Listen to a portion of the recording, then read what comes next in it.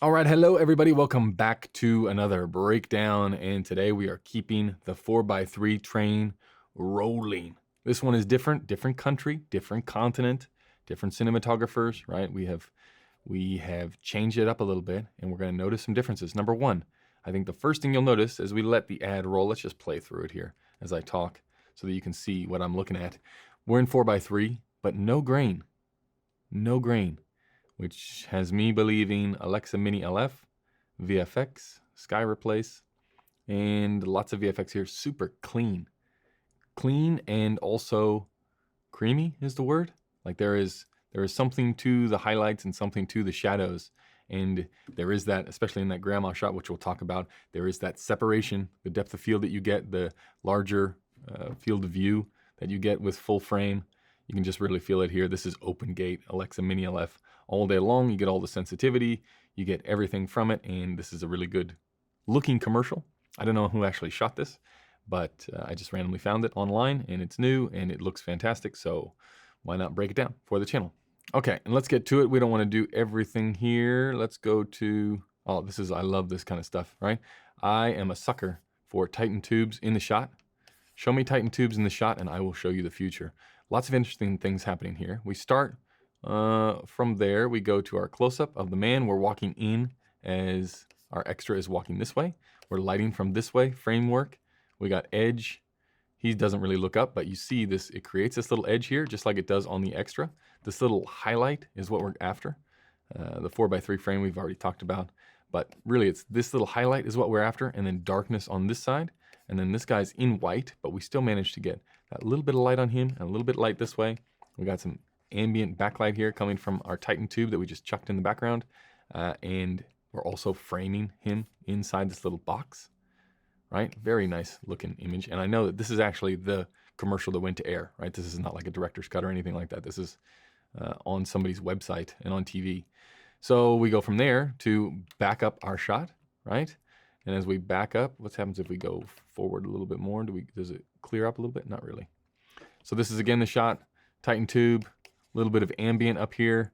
We're got our neon up there. We're creating depth by shooting through the doorway. Very old trick, shooting through the doorway. And we should probably go full frame here just so we can see it a little bit better.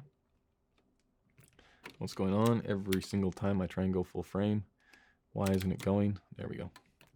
Okay, so come back here, and there is just that little hint of softness, that little glow, which makes me think either this is K35s, but knowing that this was shot in Australia and there's only one set in Australia and the set is not that great, I'm going to say this is not K35s. I'm going to say it is like your GL Optics, your Canon FDs, or your Leica Rs. You just get that little bit of softness in there. Who knows? It's probably signature primes, and I have no idea what I'm talking about. Anyway, this one is interesting because you get that depth, because we're getting the little reflective qualities on all of the tables, right? We're shooting into this, getting reflection here, just peppering the image with things that will create depth. Lots and lots of different layers here. This one, this lady here, lady, person, other person, guy in the background who's actually the subject. Like just trying to create as much depth as we can. And you can see as soon as you start to stack those elements, and the lighting is easy, right? We get here, we figure this is gonna be our frame on the Tech Scout, we like this. Well, where are we gonna come with the lighting? The whole team is looking at you like, where are we gonna come with the lighting? Say, I got you. All we gotta do, Titan tube, put it in the background, put it on the invoice. We're gonna come with level from this way, and because we can never see over there, we can happily do that, and then we will block all the light from this way. So just creating this one direction of light, of source. Okay, now this is the one where I have my doubts. I have my doubts that this is a real skyline. I could be wrong, but this is also the thing. I mean, I've done this on Instagram over the past few months. This cloud as well, the level of blue in the sky, that transition from light to more saturated, and then all these buildings in the background, right there. This is probably a real location, and I'm just being paranoid. But there is something with the Mini LF and the large frame just in general, is that if you go so super shallow, it becomes an effect where everything looks so flat because it just looks like a green screen because the depth of field is so shallow. It ends up looking very, very strange. And this is one of those moments where it's probably not the right size of shot, as in to really get the green screen effect, we'd probably want to be slightly closer to her. than this. This is quite wide. So maybe this is a real building over here. It's just perfectly lit, right? It looks like there's a big, giant silk in the sky that is softening off these shadows on the building when she is really, really harsh and he is really filled in. Like that, this level of filliness is what happens when you're outside and you don't neg. This is what the level of filliness is. You feel the sun is over here, right? Well, where is this return coming from? Where's all this return on him coming from? That's just the ambient. So if you don't like that look, if it feels a little flat, which it does, just throw some neg in there, right? This is a little bit of a lighter and brighter one, so that is not in there, but you could feel just how harsh that sun is. But perfect time of day, right? Notice one big, huge thing for the framework is even though it can't be backlit, right? Because we're not gonna move the pool or the time of year that we're shooting this thing, we just have to shoot when we have to shoot. In the schedule process, you take out Sunseeker and you figure out, okay, the sun is gonna be here at 9 in the morning. It's gonna be here at 11. It's gonna be here at 1. This is 3. Okay, 5 o'clock. 5 o'clock, it's out of this frame. And we know we're gonna be shooting 4x3. So we need it out of the frame. So it's over here, just over here. Because if it was here, you'd have to, these people would be silhouettes if you were gonna try and hold the rest of the sky, even with 14 stops of dynamic range. So either they waited till the perfect time when the sun's over here out of shot, or there's a big giant green screen right here. And none of this is real because this is an actor and we don't want her that close to the edge of this diving platform. Okay, from there, we keep going. Harsh, man, harsh. Look at that sun. Maybe this is real. Maybe this is an actual location. Maybe she's up there that high. This one, she's definitely not, right? Look at that change. So soft there, fairly soft. When I say soft, it's a sliding scale. It's not that soft, but this is harsh. Boom. Hello, harshness, my old friend. This is pretty harsh. And we hit the nose, but not the other side. And we didn't do any wrapping, and we barely did any neg. So the transfer is just a little bit less nuanced here because we gone so hot up there, so hot down here, that we don't really have this smooth transition from highlight to shadow, right? It goes harsh transition from highlight to slightly less highlight, and then just fills around to flatness. And in the background, again, this is that effect. Like this is that effect that I was talking about on steroids here. There's just a blob. She could be anywhere, right? Those are just, they don't even, I mean, you know they're trees from the previous shot, but there's just nothing back there. We're floating in this girl's head. Okay, that one leads to exterior. Looking down shot, can't see sun. Sun is over here, creates these shadows that are interesting, and the people's heads are in the soft light of the ambient, right? You don't want them in the harsh light of the sun, which would be flipped around. Imagine the camera was over here looking this way, and these people were looking into the harsh sun. Not gonna look that nice. Plus also not gonna get little highlight, little edge, and then shadow. Little highlight, little edge, then shadow, and this big long shadow, which is nice. And good old Scruffy over there, hanging out, watching the drone. How bad does that dog want to eat that drone? Just fucking chomp it up. Okay, boom. There it is. Sun just over here, low in the horizon. Man, this is a pretty painterly image. Sky replacement? Maybe. Drone really there? I'm not sure. But this is a beautiful looking, like look how painterly it looks down here. Whatever the lenses are doing here. Just that little bit of, you know, impressionistic swirl to it. And then the colors, this is just a beautiful looking image. And then the height of the people in the image, that thing cutting across, their heads above the horizon, right? If you went up too high, their heads start to dip below the horizon, starts to look very average. You come down, you just get a little bit more, but say we want this field, we want the depth of the field. So if we come down too low, then this element here becomes, that is three-dimensional. As we come down and it gets flatter like that, becomes less three-dimensional and not good. What is going on with my pen? Let's switch that back to the normal size. There we go. And this one, how's that? Ooh, that's a little bit too big. And this is the good one. Okay, so next shot. Car work stuff. This is probably the more interesting frame. Now this one is a little bit different because we haven't done all the time what I say to do, which is put the source between the people and the background. This time we've put the source between the talent and the camera, right? So this is the fronty look. And what that gets you is, yeah, this is all lit up. This whole car is lit up, this side. But the reason we're able to get away with it here is because look at this. We got this thing blocking our way and also creating a little tiny window that we can look through. All of this stuff too, all of this junk down here, like we're just peppering through and through this thing, trying to create as much interest as we can and create a little channel for people to look through. When we couldn't really put the light over here because then it would be in the shot this wide, right? If you were going to edge from this side and shadow this side, then you would probably have to fill this in with, again, other backlit stuff so that you could have little pops of highs. You wouldn't want to flatten it out and make it all muddy. But again, this is one, okay, so we're going to light in between the camera and the talent. That's okay. We lose a little bit of shape on him, but you still got nice things going here because you get this little uplight. You get a little bit of shadow there. We got practicals on again. Practicals everywhere. Change up that color temperature. And then the nice reflective surfaces here that just add those little pops. But should we say that we're looking into the L of the room where everybody just knows that now, right? Look into the corner of the room. It creates the most depth. Same with the car, right? You don't want to be flat on the car. You want the car creating a line this way, this way, this way with the room, that way with the room. The more angles you can get, the better things are going to look, okay?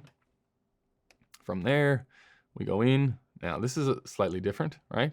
Getting a little bit, not really. You are getting a little bit of shape this way, but mostly it's coming down that way. Nice little pop of interest there. We're looking up at the angle. Again, using this and this line to create some interest, to block, to occlude some of the image. And then you're racing this thing down, shooting into the corner. Lines, lines, lines, super shallow depth of field. Here, source back here, going this way. Creates a little tiny edge on her. Shadowy side. Again, not too shadowy because we're selling banking products here. We don't want to go too crazy dark. Light's gonna hit here and bounce back to add us a little bit of level there. And then her shadow actually takes it away from some of the side as well. Again, look at the framing here. Got little boxes here, light to dark, light to dark, light to dark. Colors in the background, super shallow depth of field. And the painting is not flat to camera, it's running at an angle, again, to create that sense of space and depth and practical, because you can. Same thing there. And then this is the last one I'll do in this. Is there any other ones that I want to talk about? The grandma one is really the best example. Okay, so we should start with a wide and then we'll come back to this close-up. But this is the type of shot that I'm talking about when we look at, does full frame make a difference? Does the bigger sensor actually make a difference? It does in this distance of shot. So this is like 15 feet to the talent, right? And this is probably like if you're on the signature primes, this is like a 47 or maybe a 35, probably more like it. Probably a 35, 15 feet, and you're still able to get this much separation between, I mean, look at the grass. So this side of the grass all out of focus, and right behind her all out of focus. In this wide of a shot, you just can't get this with a smaller sensor. This kind of separation at the stops that are on normal lenses. Maybe with master primes you can get in that world, but there was something to seeing it all, especially in the 4x3 world, where you get a little bit of vignetting here too, which again makes me think not signature primes. But where's the sun? It is out of the frame over here, right? Up here, because you're getting the shadow traveling this way, which creates this little tiny edge on everything, edge, but all the trees, everything in here is in shadow. So that creates the darkness, that creates the contrast for you. And then you just balance to the sky. You set your levels towards the sky because you can't control the sky. And then to get level on their faces, or to decide, well, what are we gonna do with their faces? Well, then you just bring in over here, probably like this. You've got your 12 by of ultra bounce, or you've got your 12 by of bleached muslin, or whatever, however you want to do it. Then you've got your 12 by of your other side of the ultra bounce, which is just going to be black, right? Just your neg fill over here, and you can see it. Like as the kid gets closer, you can see how much darker it gets. But even on her, you can see. And this is like the perfect angle, exterior, day. We nailed the schedule. We nailed the location. We're shooting into the L. This is setting us up for any close-up that we're going to do is going to look great. Any close-up, because we're on the shadow side. We can shoot in any direction here. We've got an hour, give or take either side, that we can go from this wide to about 5 different options for shots. Say mom wants to turn around and look this way. We can get that shot. Say grandma wants to look that way. We can get that shot. All of these things are now very easy to do with a little 4x diffusion, a little floppy, and we can create our own little world here, all from timing this wide at the right and setting us up on the shadow side and shooting into the L of this backyard. And again, little details here, just peppering the front of the frame, using this line here. Almost looks like a diopter shift here as the sidewalk goes that way. But that sidewalk, this bike, this little chair thing, grandma, mom, line of fence in the background, then your deep background. Just lots and lots of elements layered into this. Okay, we go from there, we go to the running shot. Again, this is like, remember what I said, as long as we got this one, then we can move on. This shot looks perfect. We don't have to change anything. The sun is the perfect angle. We go back to this shot. This is the exact same thing. Now mom is over here. They're both sharing a little moment. We're shooting into the shadow. You set this level based on whatever you want, however hot you want the baby to be relative to the background, because that is what you can control. And then just using the shoulder, again, layering, the more things you can fit in there of interest, it just helps guide people to look exactly where you want them to look. Okay, and any more in here? And this is an easy one. Man, this thing is lit up too. Look at the grade job as well. We got bring up the face and bring down the white of the uniform, right? You don't want to go crazy on those levels, but just stick something that can run off of battery power, stick it out the window, like your sky panel rigged up to the top. If there's like a luggage rack on top of the car, you put a little truss arm, you rig out the sky panel, you can actually be driving and get this shape because the window does the cutting for you. Shadow on this side, bring the level this way, not much of a nose shadow here. Use this to frame, again, to create some interest here. And then you just take whatever chair you're in. Hopefully the chair comes out of the car. That's the easiest. If it doesn't come out of the car, then you just lay it down completely flat and you're able to get this kind of shot. That being said, this is the kind of shot, I don't know if you've ever seen that report, but there was a big thing in Australia, maybe last year, that this is the kind of shot, if you're gonna do low budget, that kills cinematographers, right? Because if you get in an accident and you don't turn the airbag off, this thing smushes the camera right into your face and you end up dead. So be careful. Okay, from there, car stuff. Exteriors, sun's over here, shooting into the shade because the sun is backlit. You get this little edge and the shadows all coming towards the camera, right? Everything going this way. Sun this way, timed perfectly. Any other ones in here? This is all exterior stuff. Oh, this is a good one, right? Nighttime stuff, which we haven't done too much crazy nighttime stuff. Got lots of level coming this way. We got our signs a little bit hot. We got lights on inside.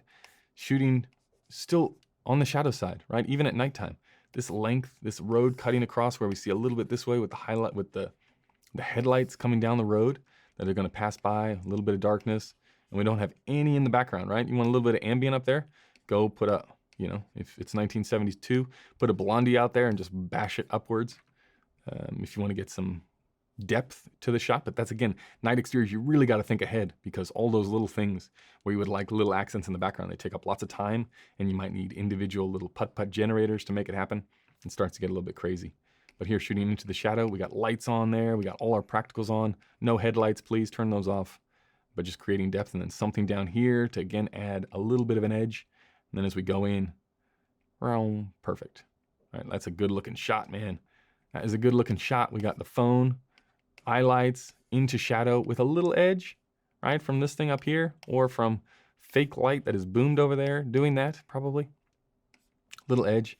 And whatever's on top of this building over here is hitting this thing here. Got that little bit, lines going that way, truck going this way, line up here, old mate's face looking that way. We're shooting into the shadow. Everybody is winning here. Cut out wider, same.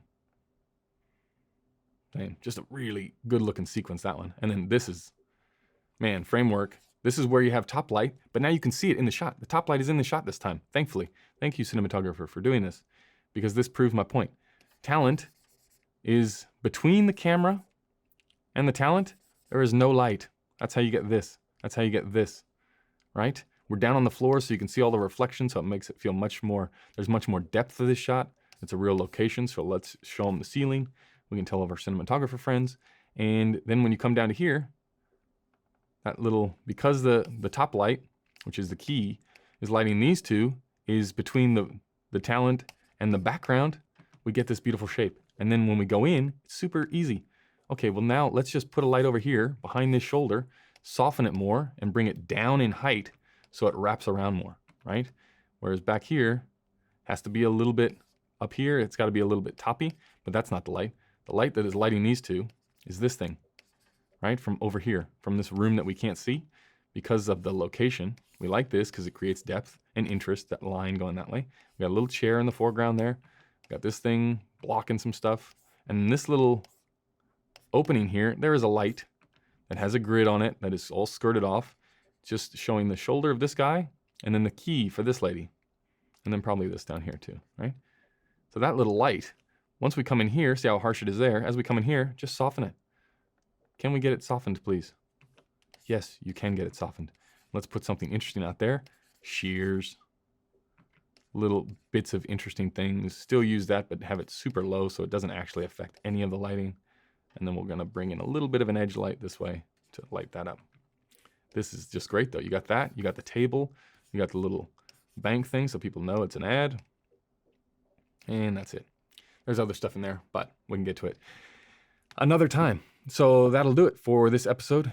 I really like the look of this commercial. I don't know who shot this. Couldn't find out who shot this, but I know in Australia, could be one of about 4 individuals that have this look, that have this style, and that are that good. So I like it. I'm a fan. Okay, that's going to do it. If you have commercials that you want to see broken down that are not 4x3, please let me know, and we will see you in the next one. Goodbye.